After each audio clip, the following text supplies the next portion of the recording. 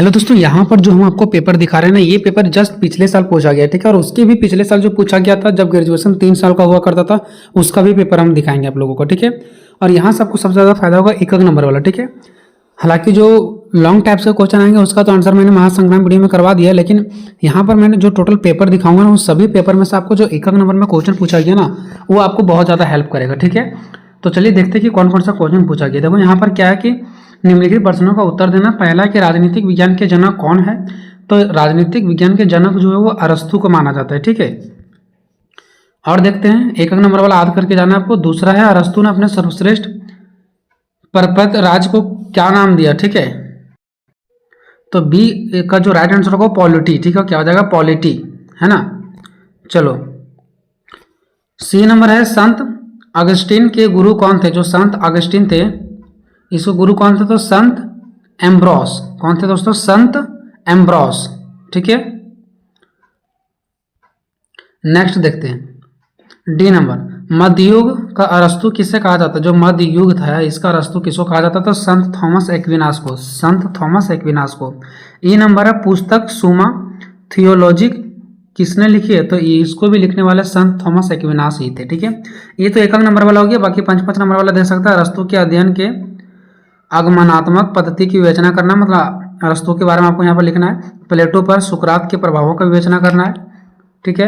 Next देखिए 15 number में प्लेटो के न्याय सिद्धांत आया है। अरस्तु के क्रांति संबंधित विचार, सिसरो के प्रमुख राजनीतिक चिंतन। नेक्स्ट है संत अगस्टाइन के सबसे महत्वपूर्ण विचार जो 2 नगरों के सिद्धांत पर केंद्रित है, इसको स्पष्ट करना है, ठीक है। हालांकि जो मैंने लॉन्ग टाइप्स में क्वेश्चन दिया है वही पढ़ के जाओ, जो मैंने कि महासंग्राम वीडियो बना दिया। अगर नहीं देखें तो डिस्क्रिप्शन में लिंक है, जाकर देख लो। नेक्स्ट है संत थॉमस एक्विनास के कानून संबंधित विचार की व्याख्या कीजिए।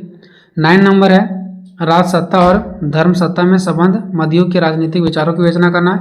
नेक्स्ट है अरस्तु और एक्विनास के राजनीतिक विचारों की तुलना करें। प्लेटो के गुरु कौन थे, ठीक है। तो प्लेटो के कौन गुरु थे? तो इसका जो नाम होगा वो क्या होगा दोस्तों? सुकरात, ठीक है। सुकरात थे। तो ये हो जाएगा राइट आंसर दूसरा।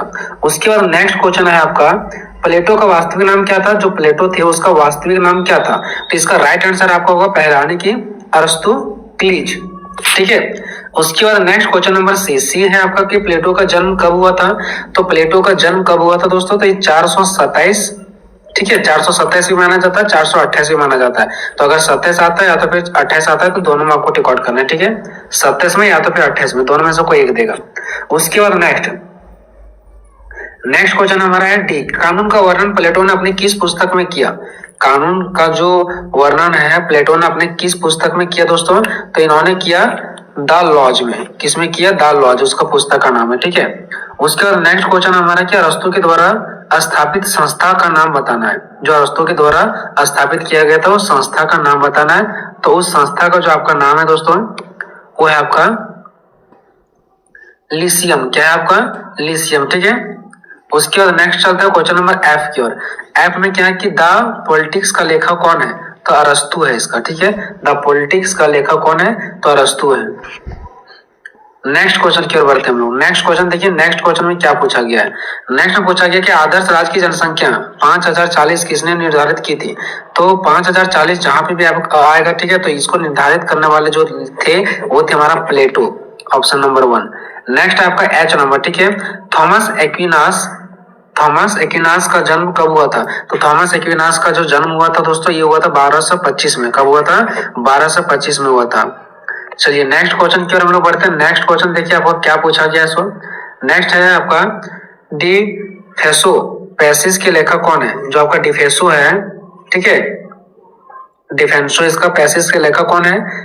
तो डिफेंसो जो पैसिस है इसका जो लेखक है ना, इसका लेखक का नाम है आपका मार्सिलियो पेडुओ। मार्सिलियो पेडुओ के द्वारा ही डिफेंसो पैसिस लिखा गया था। नेक्स्ट क्वेश्चन आपका है दो तलवारों के सिद्धांत के प्रतिपादक कौन है। तो 2 तलवारों के सिद्धांत के प्रतिपादक यहाँ पे संत अगस्टिन हो जाएगा। क्या हो जाएगा? संत अगस्टिन। अगर संत अगस्टिन कहीं आपको नहीं दिख रहा है तो पॉप ग्लेसियस हो जाएगा, ठीक है। पॉप ग्लेसियस, ठीक है। संत अगस्टिन अगर दिख रहा है तो ठीक है, नहीं तो पॉप ग्लेसियस हो जाएगा। नेक्स्ट अब देखिए, अब आपका आ जाता है 5 नंबर वाला। तो 5 नंबर में क्या पूछा गया? 2 तलवारों का सिद्धांत किसी 2 पर लिखना था, ठीक है। नेक्स्ट प्लेटो का शिक्षा सिद्धांत, अरस्तु का आदर्श राष्ट्र आप क्या समझते हैं, एक्विनास के द्वारा प्रतिपादित दास प्रथा का वर्णन करें। ये सब क्वेश्चन का आंसर करवाया गया, डिस्क्रिप्शन में लिंक है, जाके देख लीजिए। प्लेटो का शिक्षा विचार वाला, अरस्तु के दास्ता संबंधित विचार, एक्विनास के कानून संबंधित विचार, ठीक है, ये आपका पूछा गया। नेक्स्ट क्वेश्चन आपका मार्शलियो के राज विषयों विचारों का मूल्यांकन करें।